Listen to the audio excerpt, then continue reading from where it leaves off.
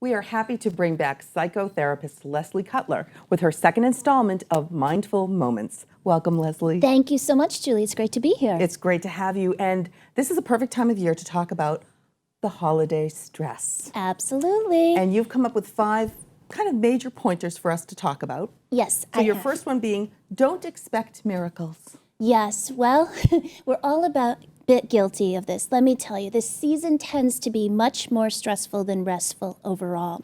So in looking at your own family and your own family systems, this is not the time to expect enormous emotional breakthroughs. Okay. And truly, it's a hectic season, it's a busy season.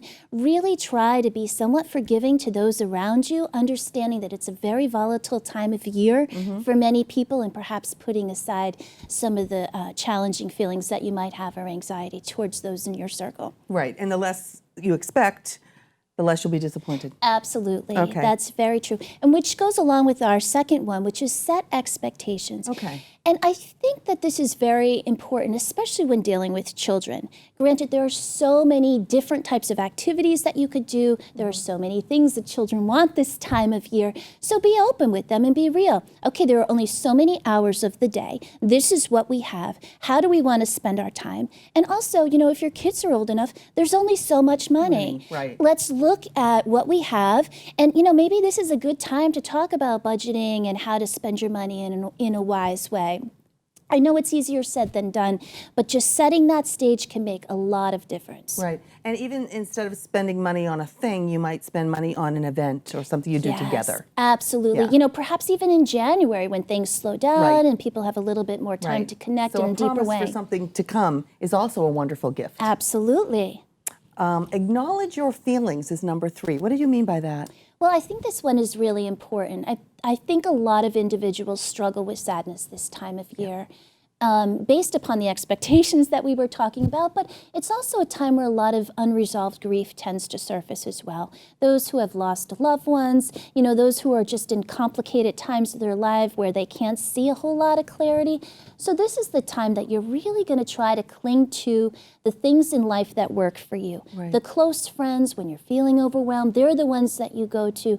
That creative outlet, music, art, whatever it is to sort of lift your spirits and to hold tight to that this time of year. Right, very important. Absolutely. Also, I love this one. Number 4, this is my favorite. Yes, practicing forgiveness. Right. Understanding we're all in this together. There are none of us that aren't struggling to manage our time. Also accepting people as they are. Sometimes bygones have to be bygones. Yeah. It's okay. We're all coming from the same place. Right. Take a deep breath and just concentrate on what you're thankful for. And what you're grateful. Gratitude is everything. Absolutely. Right.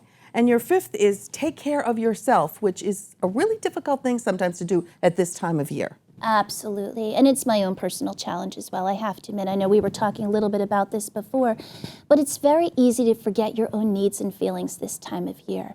I mean, we're doing, a month's worth of stuff in a couple of weeks. Right. And, there's all types of celebratory eating. We're trying to fit in every single family tradition so we're not sleeping. It's madness. Yeah. So this is where I tell people, mix it up a little bit.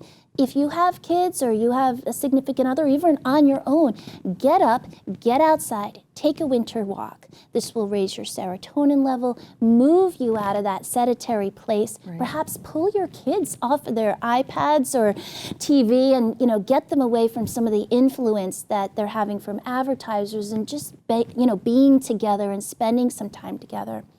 I know this sounds very basic, but stopping each day to do some deep breathing is going to make all the difference in the world. Breathing in serenity, spitting out, and releasing the stress within you. Yep. It just allows you that clarity so that you can approach the holidays in a way that doesn't feel completely overwhelming, and then you lose the joy of what the season is truly all about. Exactly. And in our last half a minute, what about making resolutions for the new year? How important is that? I think a lot of people struggle in keeping those resolutions. It's a time to start thinking about perhaps the changes in perspective that you would like to incorporate. But I find when people tend to make solid resolutions, they sometimes have a hard time carrying them through to completion. So it should be almost a day-to-day thing.